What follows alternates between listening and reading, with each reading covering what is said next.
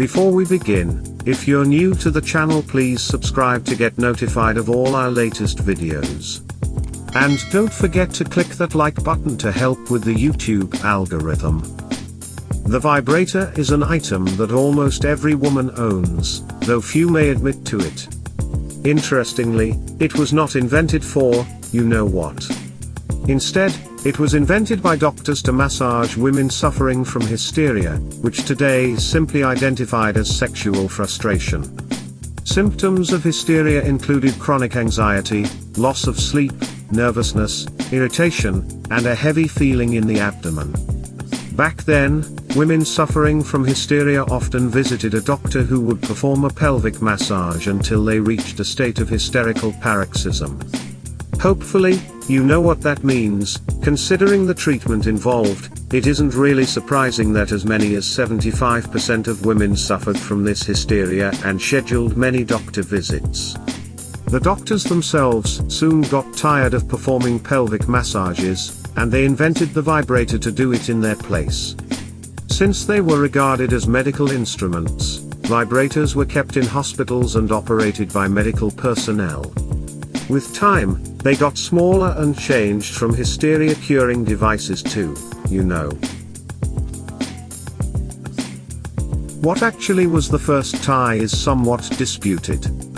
It could either be the Trajania scaloni, which was a cloth worn around the neck to protect its wearer from cold and also double as a handkerchief. Or it could be the piece of clothing that Croatian soldiers participating in the 30 Years' War wore around their necks to allow them identify each other on the battlefield and to keep their shirt collars together.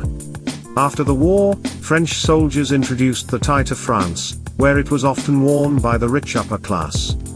It was regarded as part of a man's clothing but was adopted by women during the 1920s and 1930s when female actresses began wearing it. Ties only took their present form in 1924, when Jesse Langsdorff patented the method by which most of today's ties are made. The pillow was invented so that bugs would not crawl into the noses, ears, and mouths of people while they were sleeping. The pillow was first used in what is present-day Iraq over 9,000 years ago. Back then, it was carved from stone. Ancient Egyptians also used pillows because they wanted to protect their heads, which they believed were the most important parts of the body. Ancient Chinese used hard pillows, although they knew how to make softer ones, because of the belief that soft pillows depleted the body's energy and were not effective at repelling demons. Africans believed that using pillows while sleeping would connect the sleeping person with his ancestors and also allow spirits visit them in their sleep. Japanese geishas used small, hardened pillows so that their delicate hairstyles would not get scattered while they were asleep. In Europe, pillows were seen as a symbol of weakness, so men rarely used them. In fact, they were banned for use by anyone except pregnant women by King Henry VIII. Pillows only became softer and common during the Industrial Revolution, when they were mass-produced by textile industries. CocaCola was invented by John Pemberton, a pharmacist and U.S. Civil War veteran, who had been injured in the Battle of Columbus. Just like every other injured soldier back then, Pemberton began using morphine to reduce the pain of his injuries. And just like every other injured soldier back then, he became addicted to it. The issue of morphine addiction after the U.S. Civil War was so serious that it was called the Army's disease. While searching for a cure for his addiction, he invented a drink called Pemberton's French wine coca, which was an alcoholic wine mixed with cola nut and coca plant, from which cocaine is derived.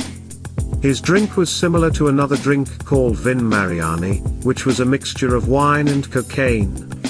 Both drinks were meant for curing morphine addiction. John Pemberton stopped using alcohol in his French wine coca in 1886 when new legislation in his county restricted the sale of alcohol. He sold the new, non-alcoholic drink made from a mixture of cane sugar, coca leaves, and cola nut as a medicinal drink and cure for morphine addiction. He set up a company to produce the drink but later sold his shares. The new owners toyed with several names including Coca and Yum Yum before settling on Coca-Cola.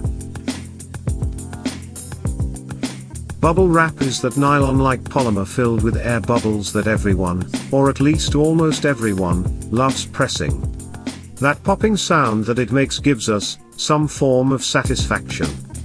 Today, it is used to wrap items to prevent them from damage during handling and transportation, although it can also be used to save the life of someone suffering from hypothermia.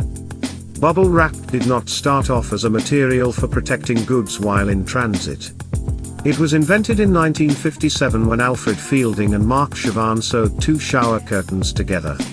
Their plan was to create a wallpaper that would have some air bubble space within. The 1950s and 1960s were a time when people covered their walls with all sorts of things, ranging from bamboo to fabric. The wallpaper was a flop, and the two inventors went back to the drawing board, where they decided to sell the bubble wrap as a greenhouse insulator. That also failed. Later on, a marketer called Frederick Bowers advertised bubble wrap to IBM as a protector for their IBM 1401 computers during shipping. IBM bought the idea and used bubble wrap to wrap and ship 10,000 of their computers, changing the destiny of the wallpaper. The first high heels were made for Persian soldiers in the 16th century. They were not designed for walking, as is clearly evident even today. Instead, they were made to give cavalry soldiers improved stability so that they could shoot their bows with improved efficiency while riding on horses. High heels made it to Europe in the 1600s, when they were worn by people of higher class. It was common knowledge that such a shoe, which was not meant for walking, could only be used for walking by someone who did not have to work, which could only mean that the wearer was a member of the upper class. Women began wearing heels in an effort to look more like men. Men wore fatter heels, while women wore slimmer heels. Men only stopped wearing heels because it was no longer regarded as a status symbol for them since women were also wearing it. The first T-shirts were made for US Navy personnel during the Spanish-American War. They were intended to be worn as undershirts beneath the standard issue uniforms. Submarine crews used them as work shirts because they were more suitable for their work and did not restrict movement. Also, they were less itchy than wool. The design was soon adopted by the US Army, which often issued it to recruits. Because the T-shirt was cheap and easy to wash, mothers began buying it for their children to be worn as a play and chore shirt. With time, the T-shirt changed from being an undershirt meant for work and play to an outerwear and fashionable item. In the 1950s, Tropics Togs began the use of T-shirts in advertising when they secured exclusive rights from Disney to use images of several of their characters, including Mickey Mouse, on their clothes. By the 1960s, several designs, including V-necks, A-shirts, camisoles, and polo shirts, were also introduced as the T-shirt became more popular. A little black dress, or LBD, is regarded as a must-have in the wardrobe of many women. However, black dresses did not have a very rosy history. Prior to the 1920s, they were only worn by widows, widowers, and their relatives to show that they were mourning their husband, wife, or family member, respectively. Men wore dark suits, and women wore black dresses. The clothes were worn for at least 2 years. Queen Victoria even wore black for 40 years to mourn the death of her husband, Prince Albert. Black dresses only went from being a mourning dress to fashion item in 1926, when Coco Chanel created a short, black dress known today as the Little Black Dress.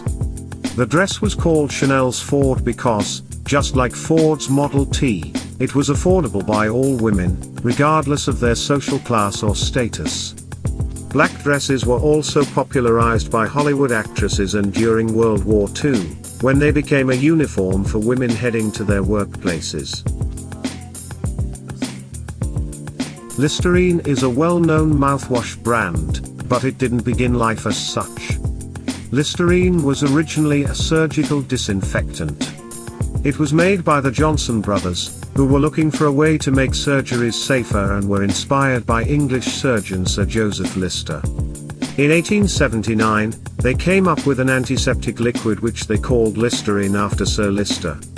Listerine was advertised and sold as a surgical disinfectant that could also be used to treat wounds, dandruff, athlete's foot, and even insect bites.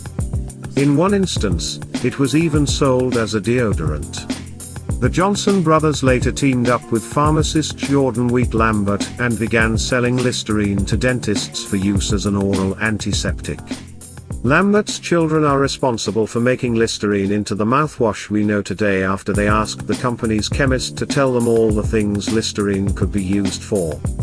The chemist included bad breath, also called halitosis, and the company began advertising it as such. Cornflakes was invented by the Kellogg brothers, John Harvey Kellogg and Will Keith Kellogg. The brothers, who were of the Seventh-day Adventist faith, had a strict lifestyle that forbade the consumption of meat, alcohol, tobacco, tea, and coffee. Milk and eggs were to be taken in limited quantities. Their parents were also against them getting an education because they believed that Christ would come sooner than expected.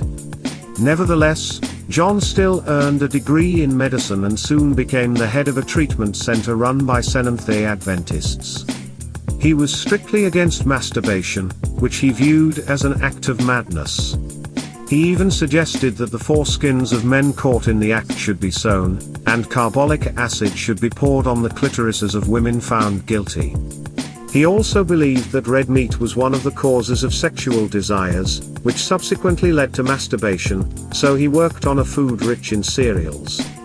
He came up with Cornflakes, a cereal-based meal meant more to prevent us from shagging ourselves to death than to fill our stomachs. Do you agree with our picks? Check out some of our other videos and be sure to subscribe and ring the bell to be notified about our latest videos.